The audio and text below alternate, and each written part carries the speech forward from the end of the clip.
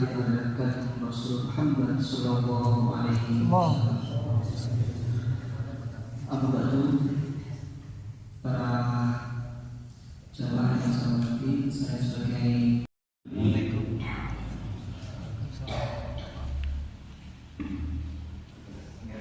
dan kesempatan bisa hadir di sini untuk sama-sama ikut menghadiri pembahasan berbagai masalah di antaranya yang sudah terdiskusi. Semoga nantinya akan menemukan titik temu dan solusi terbaik, terutama untuk kepentingan umat Islam yang berakidah Ahlus Sunnah wal Jamaah. Allahumma shalli ala Muhammad. Kepada para hadirin dan juga yang hadir. Sebelumnya dan saya terburu-buru. Pertanyaan-pertanyaan yang ada di sini ini adalah bersumber dari masyarakat awam ataupun pertanyaan ini sebenarnya fikih. Itu pertanyaan. Yaitu ya'adud thalibin. Nah ini nanti pembahasannya benar tidak? Gitu ya. I'anatu thalibin itu benar atau tidak? Dan ini memang betul, saya mendengar sendiri ya, memang ada ya. Jadi selalu didengungkan i'anatu thalibin mengatakan tahlilan bid'ah mungkar. Sekarang pada malam hari ini nanti kita bahas benar apa tidak. Jangan sekedar fitnah saja. Gitu ya. Nah, itu yang bisa.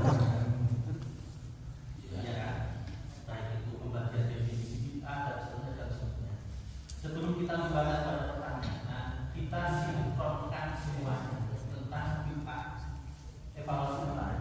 oh iya. Karena apa, nantinya ketika jawaban langsung dibahas dari si mujawib nanti berbeda-beda. Balik lagi mutar atau selesai.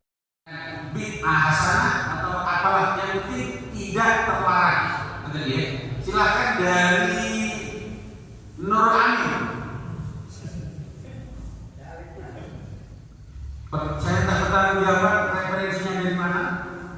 Dalam kitab Al-Fasurubani berbalan Subhani. Terlalu dekat. Udah jelas. Jangan. Dari Fathul Rabbani. Iya, silakan. Sesuai al-Khamis Nasyuru al-Istighfar dari akal kejadian juga timbulnya menjadi tujuan jumlah sadih di tilawat Al-Quran ada empat kata yang tertuju wasar yang berkitimat ada yang turut Masalah pertanyaan tak kaitannya dengan bid'ah ya. Terus kita harus bisa mengakumulasi semua pertanyaan dari A sampai D. Kalau aslinya itu sama, bisa nyampe saja. Di ibarat yang dibaca tadi itu semuanya betul. Hanya saya menambahkan masalah tradisi tahlilnya terus bisa. Apakah ini untuk negara maksudnya? Kan enggak kok, untuk umat. Untuk umat. Bukan untuk negara. Iya, iya.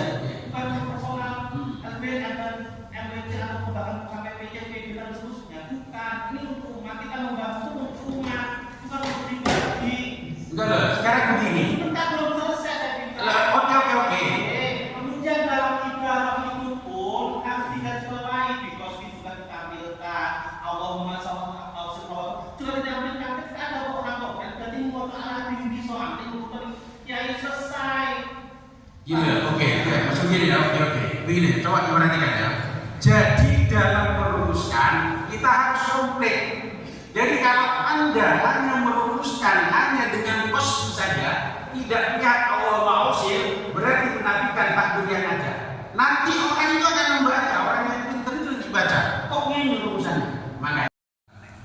Yang kedua, ini pengembangan. Sebenarnya ini sudah saya lakukan di ranting saya. Kasus yang disampaikan oleh teman-teman tadi, ada orang keluarganya meninggal dalam keadaan kekurangan. Saya sampaikan tahlilan itu tidak wajib. Jadi solusinya adalah kita sebagai ranting atau katakan posisikan sebagai amir di sana itu punya pahala untuk mencegah orang-orang yang tidak mempunyai kebutuhan untuk melaksanakan acara-acara yang terkesan dipaksakan.